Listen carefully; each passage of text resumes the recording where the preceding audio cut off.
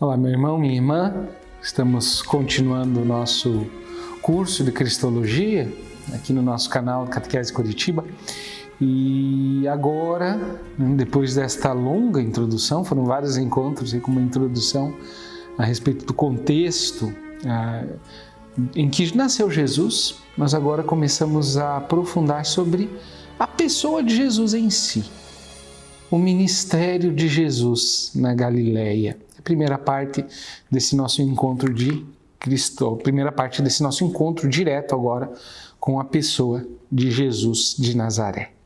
A primeira coisa que é importante nós compreendermos é que Jesus inicia o seu ministério ingressando no movimento que João Batista, o profeta, iniciou. Jesus foi primeiro discípulo de João Batista.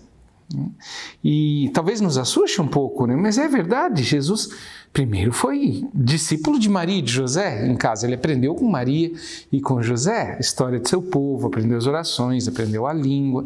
É verdadeiramente humano, não se esqueça disso, aquilo que nós falamos nas últimas aulas. Jesus é verdadeiramente ser humano. Não podemos negar nada de humano em Jesus de Nazaré. Então há um período de preparação do seu ministério. Nesse período de preparação ele aprende. E já adulto, já com cerca dos seus 30 anos de idade, ele se insere no movimento de João Batista, que, conforme nós já vimos, é um profeta que tem esta tendência essênia, ou seja, bebeu ou talvez até tenha sido membro da comunidade dos essênios, de uma comunidade dos essênios, ou tenha aprendido bastante com eles, né? E Nesta participação no movimento de João Batista, Jesus foi batizado por João, ou seja, fez a experiência de passar o Rio Jordão, de ingressar no novo tempo, no reino de Deus, pela passagem nas águas no Rio Jordão. Os 4 evangelistas falam desse momento do batismo de Jesus, que foi algo marcante, tanto para João Batista quanto para o próprio Jesus. Os 4 evangelistas narram, eu gostaria de ler com vocês um deles, do Evangelho de Mateus, capítulo 3, versículos 13 a 17. Mateus 3, 13 a 17.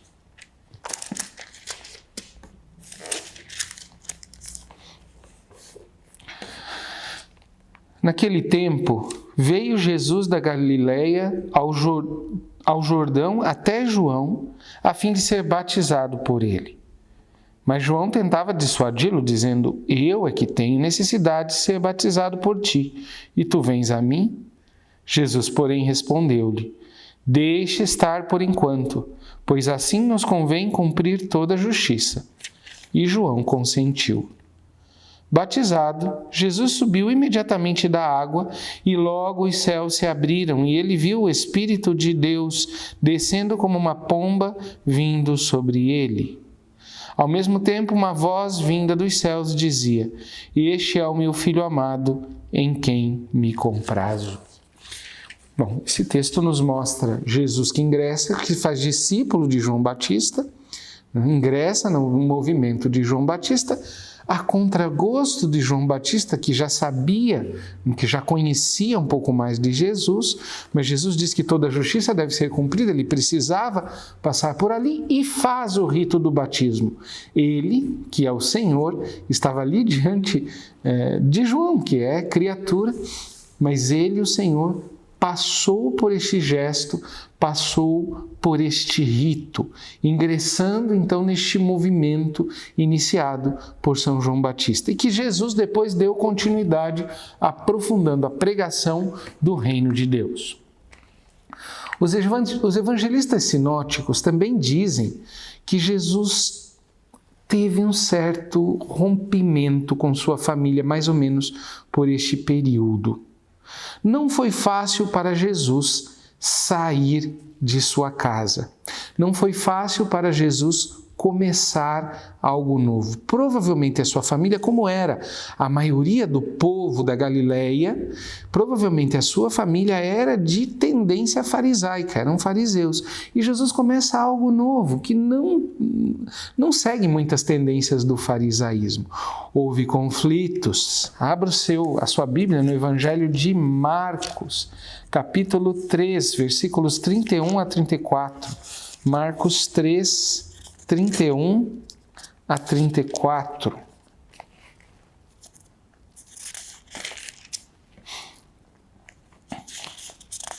Vamos lá.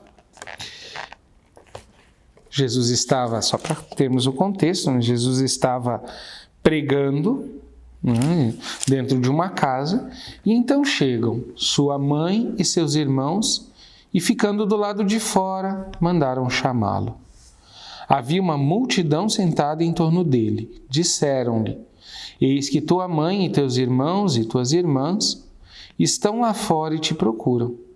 Ele perguntou: quem é minha mãe e meus irmãos? E repassando com o olhar os que estavam sentados ao seu redor, disse: eis a minha mãe e os meus irmãos. Quem fizer a vontade de Deus, esse é meu irmão, irmã e mãe. Uns versículos antes, nesse mesmo capítulo, uns versículos antes, vai nos apresentar que a família de Jesus achava que ele estava louco. Nesse mesmo capítulo, versículos 20 e 21. Jesus voltou para casa e de novo a multidão se apinhou, de tal modo que eles não podiam se alimentar. E quando os seus tomaram conhecimento disso, saíram para detê-lo, porque diziam: enlouqueceu. Ou seja, houve este rompimento lá na sua cidade com os seus parentes. O que provavelmente aconteceu é que Jesus, iniciando o seu ministério, começou a pregar de modo diferente que sua família acreditava, que sua família pensava, que sua família fazia. Nos assusta, por exemplo, ver nesse texto Maria, mãe de Jesus. Talvez muita gente ache que Jesus tenha repreendido sua mãe, mas que mãe não ficaria preocupada com o filho que começa a falar umas coisas diferentes, a agir de modo diferente, e de repente as pessoas começam a dizer que ele está louco e tem já gente querendo matar ele, porque lá estão os fariseus, os doutores da lei, perguntando, dizendo que ele está com Beelzebu. É claro que Maria ficou preocupada. Claro que Maria foi atrás também de Jesus, juntamente com os parentes de Jesus, para tentar entender, para tentar compreender. E nesse texto, Jesus é claro. Quer ser mãe, irmão, irmã, quer ser meu parente, é preciso sentar-se aqui e ser discípulo. Jesus não estava ali mais, a partir daquele momento, para ser preso pela sua família. Mas ele estava para criar um movimento novo e a sua família precisava compreender. Até Maria, mãe de Jesus, precisaria compreender e ouvir a mensagem que Jesus tinha a ensinar. Porque, evidentemente, ele, o filho, por ser filho de Deus, é maior que Maria. E Maria precisaria pensar, entender e compreender a pregação de Jesus.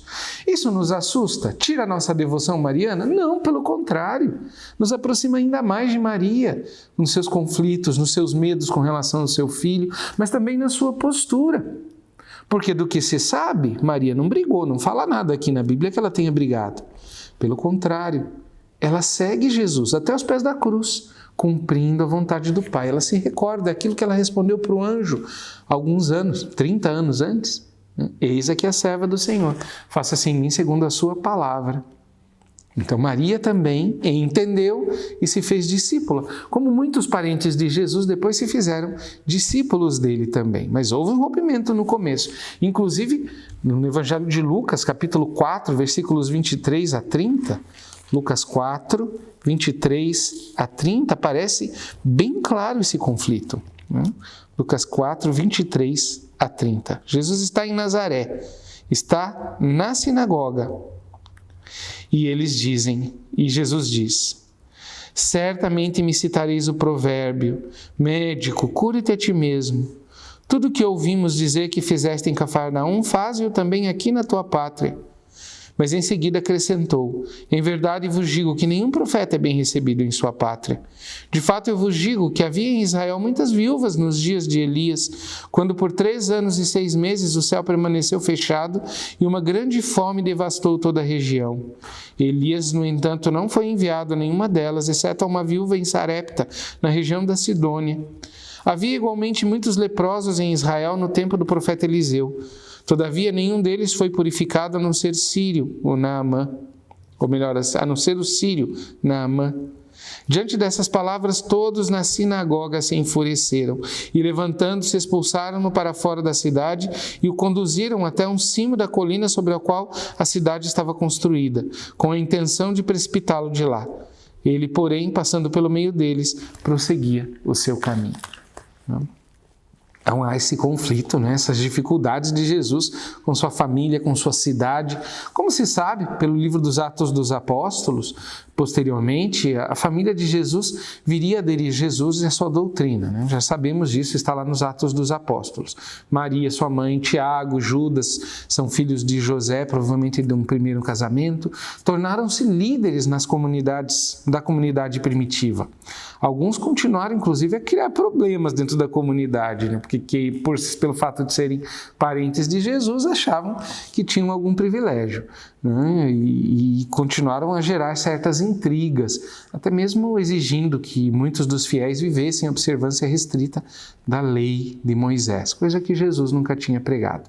Mas esses conflitos ao longo do tempo sumiram, desapareceram, hoje a gente nem mais sabe. Existem parentes de Jesus vivos, descendentes daquela primeira família? Evidentemente que sim, mas não sabemos nem mais quem são. Contudo, naquele tempo, nos primeiros séculos, deu probleminha.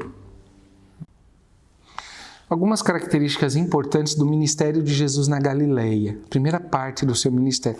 Aliás, é importante destacar isso, há 2 momentos do ministério de Jesus. O ministério de Jesus na Galileia, que é a maior parte do tempo, Galileia que fica ao norte, e depois o ministério um pouco mais breve de Jesus na Judeia, que fica ao sul, onde está a cidade de Jerusalém, a capital onde Jesus passou os seus últimos dias. Então, há um momento no norte, Jesus se fixa no norte, com algumas vindas provavelmente durou 3 anos, e algumas vindas à Judéia, mas para a participação das festas judaicas, e depois, no final, o seu ministério, os seus últimos dias, um pouco de tempo, na Judéia. Mas estamos falando agora do ministério na Galileia.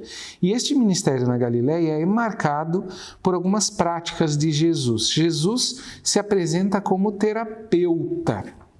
Por terapeuta, o que queremos dizer? Que Jesus realizava a prática da cura. Não era o único que fazia isto, hein? Outros rabinos, outros homens santos da época de Jesus praticavam este tipo de atuação, fazendo curas, cuidando das pessoas. Aliás, é importante sabermos isso, a palavra cura no latim, tem, e no grego também, tem a mesma origem da palavra cuidar. Curar e cuidar, elas têm as mesmas origens. Tem gente, antigamente se falava do padre, que é o cura de almas, ou seja, aquele que cuida das almas. Até hoje a gente ainda tem no português essa possibilidade de usar a palavra cura como palavra daquele que cuida. O curador, por exemplo, de um museu é aquele que cuida do museu, cuida das peças. Então, palavra cuidado. Então, quando lemos cura na Sagrada Escritura e no ministério de Jesus, não significa necessariamente a melhora física daquela pessoa, mas significa que Jesus está preocupado com a pessoa e cuida dela. Em alguns casos, a melhora física, a recuperação física da pessoa de modo milagroso, do que se sabe todos que se aproximaram de Jesus nos relatos que nós temos. Que Jesus, a aproximação com Jesus significa também a melhora física desta pessoa. Mas no tempo de Jesus havia toda uma prática de cura, ou seja, de cuidado com relação aos doentes, que não necessariamente, alguns deles acabavam morrendo, mas eram cuidados pelas pessoas. Jesus se enquadra neste, não como médico, mas como alguém que exerce a prática do cuidado para com os enfermos. Você pode ler o Evangelho de Marcos, capítulo 6, versículos 54 a 56. Marcos 6, 54 a 56. Mal desceram do barco, os habitantes logo o reconheceram. Percorreram toda aquela região e começaram a transportar os doentes em seus leitos, onde quer que descobrissem que ele estava. Em todos os lugares onde entrava, nos povoados, nas cidades ou nos campos, colocavam os doentes nas praças, rogando que lhes permitisse ao menos tocar a orla de seu manto. E todos os que o tocavam eram salvos. É algo impressionante no ministério de Jesus, de modo especial nesse começo. Muitas curas. Há um dia que ele passa em Cafarnaum, por exemplo, o dia de Cafarnaum, que aparece nos 3 evangelhos sinóticos, do começo ao fim. Desde de manhã até de noite, quando Jesus atravessa a noite, Jesus está cuidando dos doentes, está curando os doentes. No período do Segundo Templo, as pessoas acreditavam haver uma correlação entre doença, pecado e demônio. Por isso, a presença de um homem santo expulsava para longe o demônio, expulsava para longe o pecado, e por isso a pessoa, necessariamente, segundo a crença da época, melhoraria. Por isso, antes de recorrer a um médico, alguém que na época conhecia, tinha alguns conhecimentos, e havia, depois esses conhecimentos se perderam, mas o Egito antigo possuía um conhecimento de anatomia, e os povos da Grécia também, mas o Egito de modo especial, que está muito próximo de Israel, conhecia muito de medicina, uso de ervas, de medicamentos, então haviam os médicos oficiais da época, mas as pessoas, antes de procurar um médico, procuravam um homem santo, que pudesse orar para expulsar o demônio e celebrar o perdão. É curioso, inclusive, as práticas do tempo de Jesus. Jesus não fazia, mas havia a imposição de mãos, que Jesus fazia, é verdade, mas havia também uso de ervas ou de coisas mal cheirosas. Usavam coisas fedidas, assim, né? Porque achavam que o diabo ia embora com medo daquela coisa fedida. Então punham aquilo no nariz da pessoa e a pessoa fazia careta e tal, e achavam que o demônio ia embora, né? E aí a pessoa ficava curada, né? Práticas curiosas do tempo de Jesus. Jesus não fazia isso. Jesus praticava, na verdade, a cura de modo especial pela sua santidade. Vejam que até mesmo toque no manto de Jesus, na orla de Jesus, porque a sua santidade expulsava o mal, e ao expulsar o mal também a cura física acontecia. Ele não cura as pessoas por causa de conhecimentos acerca das questões físicas da enfermidade, mas por causa da santidade. E se acontecem muitas curas, elas atestam que ele é alguém que está próximo de Deus. 2 características da cura de Jesus: o toque, assim como a pureza ritual a impureza poderia ser transmitida pelo toque, ou seja, uma pessoa que tocava um morto estava impura ritualmente, precisava fazer os banhos rituais para poder frequentar o templo, a sinagoga, fazer as suas orações. Do mesmo modo, a pureza também passava pelo toque. A graça de Deus também, naquela época, se acreditava que passava pelo toque. Por isso, Jesus tocava as pessoas. Eles acreditavam que saía uma força de Jesus a partir de seu toque. Mas há também o toque do carinho, do afeto, da proximidade. Isto é evidente em Jesus. Jesus toca as pessoas, está próximo das pessoas. Observem, meus irmãos, aqui um parênteses, não sobre cristologia, mas sobre sacramento. Todos os nossos sacramentos católicos implicam toque. Observe, todos eles implicam toque. Todos. O batismo implica toque, gesto e toque. A confissão tem o toque da imposição das mãos. A crisma tem o toque na testa. A ordenação tem o toque de imposição das mãos. A unção dos enfermos tem o toque. O matrimônio tem o toque de amor entre o homem e a mulher. Na sua noite de núpcias, na relação sexual, inclusive, que sacramentaliza o gesto acontecido dentro da igreja, há o toque físico. Ou seja, todos os sacramentos implicam toque. Isto é uma recordação e uma continuação daquilo que Jesus fazia. Tocava as pessoas. Outra característica das curas feitas por Jesus é a ordem. Jesus dá uma ordem e a coisa acontece. recorda a palavra do Senhor, né? Lá no Gênesis capítulo 1, que Deus fala e a coisa acontece. Deus disse, faça-se a luz e a luz se fez. Então é uma palavra que sai da boca de Jesus e que realiza aquilo que esta palavra significa. Isso também nós temos em todos os sacramentos, né? A palavra proclamada, mas isso significa para nós também a força da palavra de Jesus, à qual precisamos prestar atenção. Não é só o sacramento como toque que cura, que salva, que liberta, mas a palavra proclamada no próprio sacramento e nos gestos da igreja cura, transforma, liberta, salva. A prática da igreja hoje é basicamente essa: falar de Jesus e tocar as pessoas com a bênção, com os sacramentos, a partir daquilo que Jesus falou. É isto. Nós tocamos e falamos e transformamos a realidade a partir da palavra proclamada e a partir do toque de carinho, de presença efetiva na vida das pessoas. É importante perceber como continuamos aquilo que Jesus disse e aquilo que Jesus fez.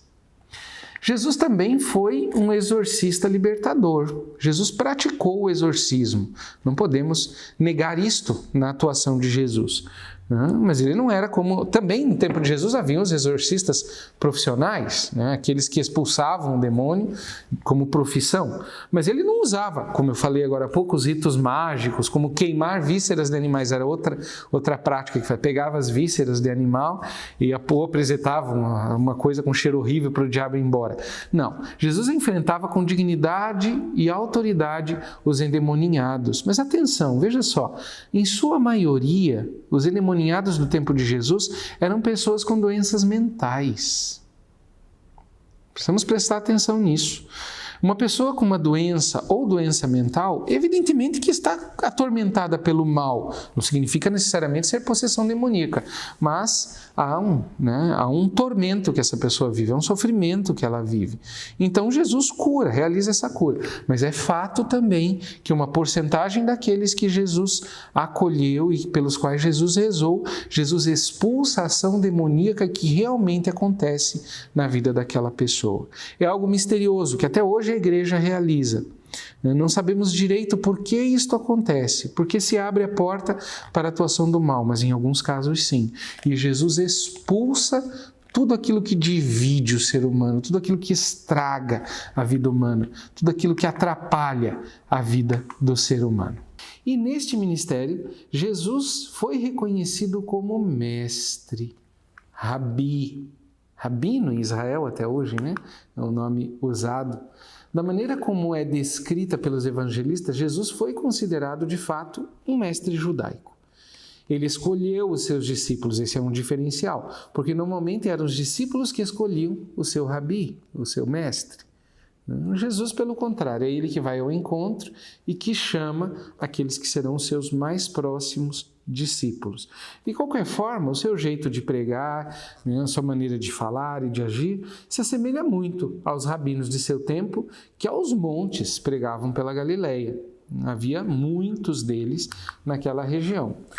Sua preocupação central como rabi também não se diferencia das preocupações dos rabinos dos demais partidos que haviam em Israel. Fariseus, saduceus, essênios, zelotas e herodianos estavam preocupados com a manutenção e a recuperação do reino de Deus, o povo da aliança. Essa era a grande preocupação no tempo de Jesus. Como estabelecer que Israel seja de fato um reino de Deus?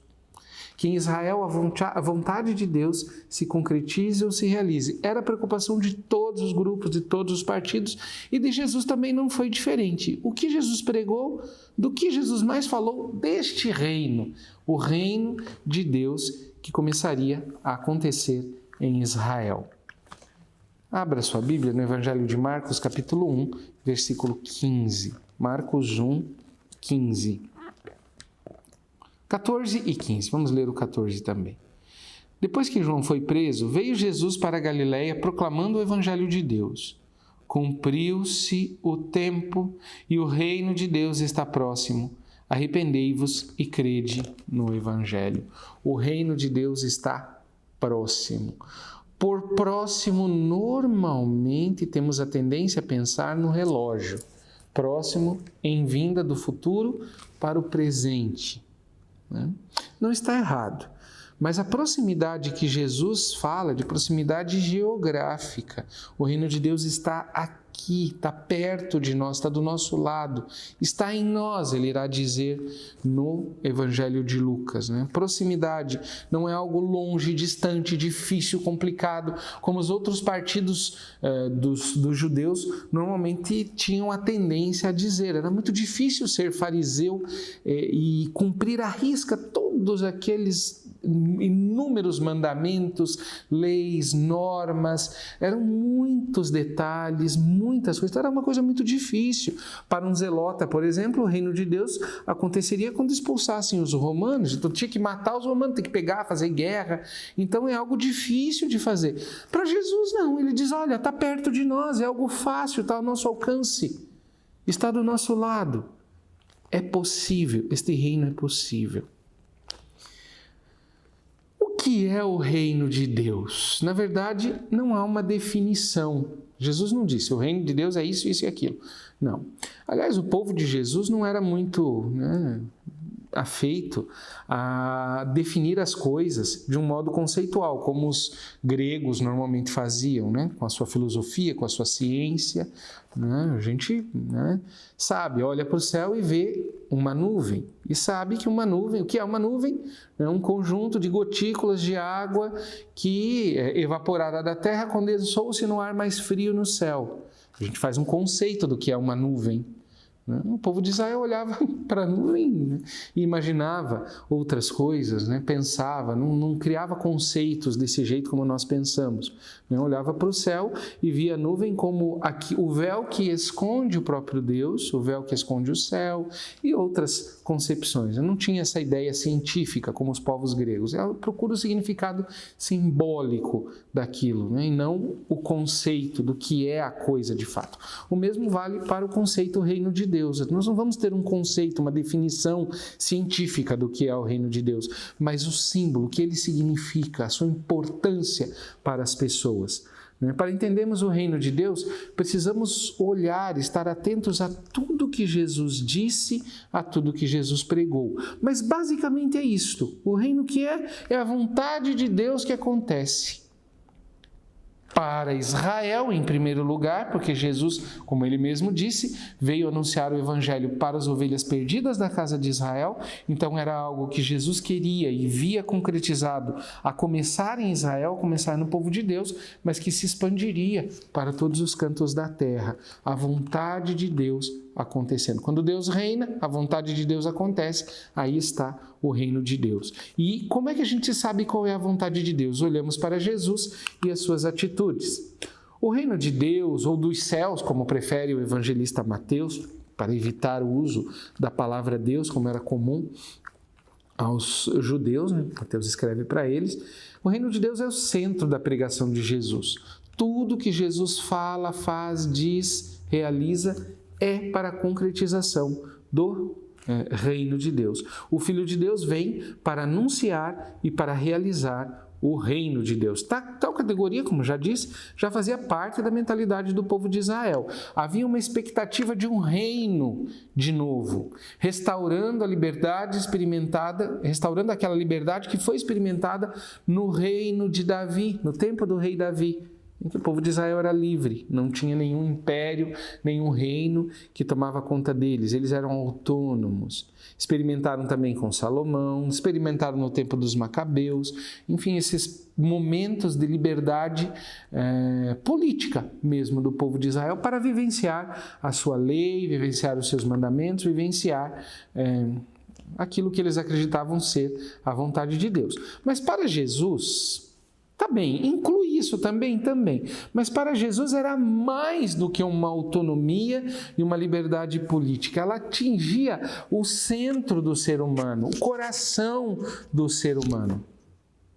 É aqui no coração que a vontade de Deus se realiza ou não, no coração humano. O Pai Nosso e as Bem-aventuranças, conteúdos atribuídos a Jesus, nos mostram o que é este reino. Nos mostram o seguinte, o reino de Deus É Deus imperando nos corações, o que gera vida em abundância.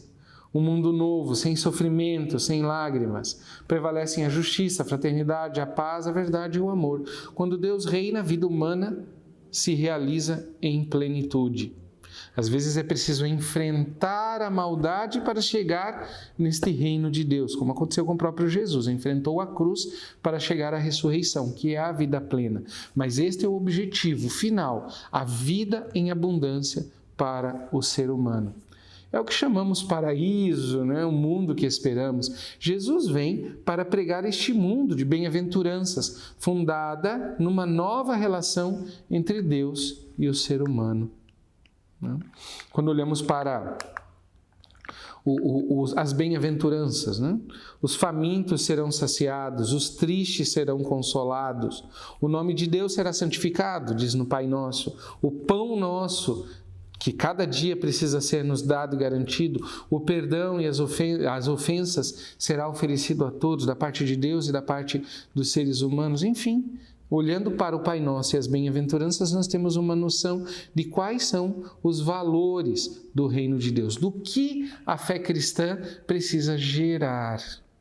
Muitas vezes, cuidado, quando nós pensamos que a fé cristã é algo apenas para a gente ir na igreja rezar, falar com um Deus, tá bom, é isso também, porque o encontro com Deus me traz algo, mas que algo é este que o encontro com Deus me traz? Está aqui.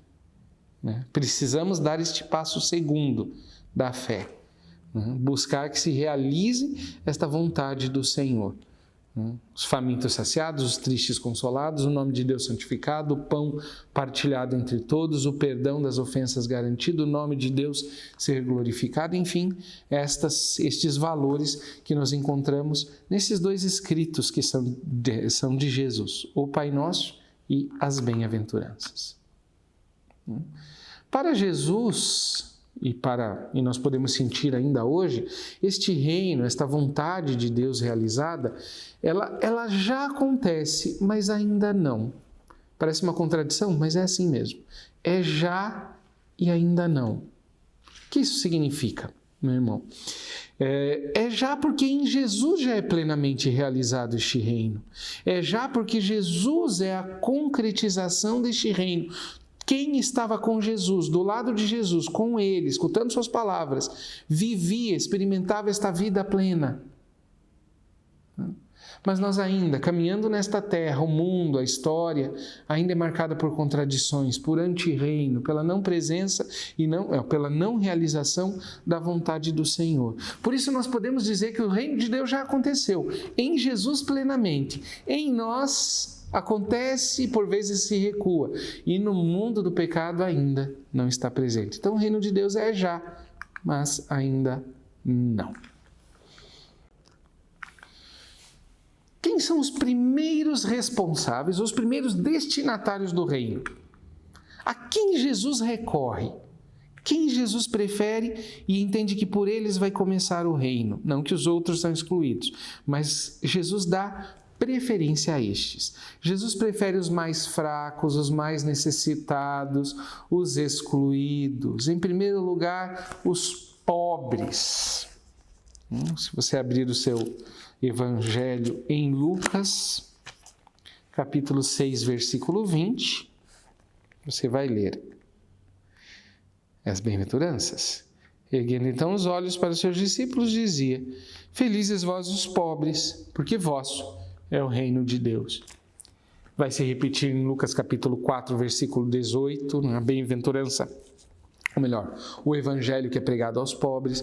Vai se repetir também no evangelho de Mateus, no capítulo 11, versículos 4 e 5, a predileção de Jesus pelos pobres, ou seja, a atividade de Jesus se dá primariamente e primordialmente com os mais empobrecidos. Meu irmão, minha irmã, quem não é empobrecido, quem está bem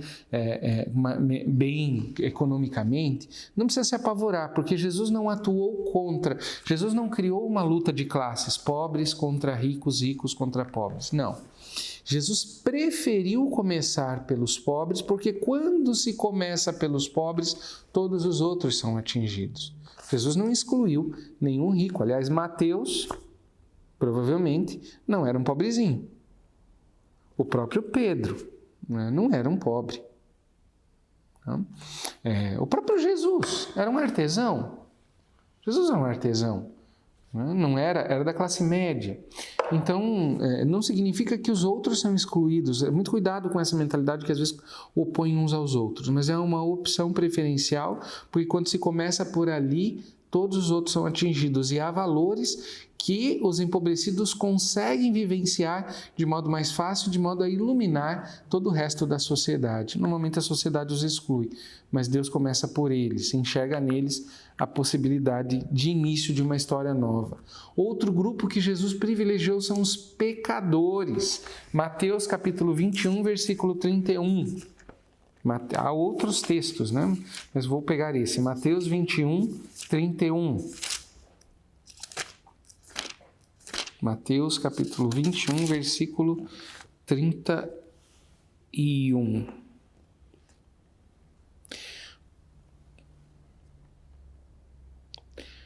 Em verdade vos digo, os publicanos e as prostitutas vos precederão no reino de Deus. Versículo 32.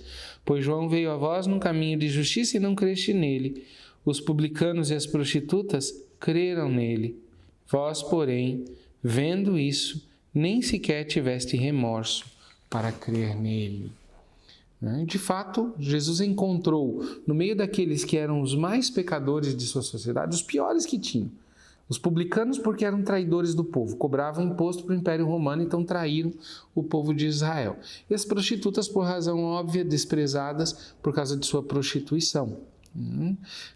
Até hoje, né, a prostituição sofre de preconceitos enormes, né, e porque é uma situação realmente muito difícil. No tempo de Jesus não era diferente. Então Jesus optou por eles, começou por eles. O primeiro grupo, meus irmãos, minhas irmãs, pensemos nisso. O primeiro grupo, de onde nasceu a igreja, não veio de gente santinha, que a princípio era santinha, não. Foram de pessoas que foram buscadas por Jesus quando ainda eram pecadores, considerados impuros pela lei judaica, traidores do povo. Outro grupo que Jesus privilegiou, as crianças e os pequeninos. As crianças é interessante. Marcos 10, capítulo 13, versículo 16. Marcos 10, 13 a 16. Traziam-lhe crianças para que as tocasse, mas os discípulos as repreendiam. Vendo isso, Jesus ficou indignado e disse: Deixai as crianças virem a mim, não as impeçais, pois delas é o reino de Deus. Em verdade vos digo, aquele que não receber o reino de Deus como uma criança, não entrará nele. Então, abraçando-as, abençoou-as, impondo as mãos sobre elas.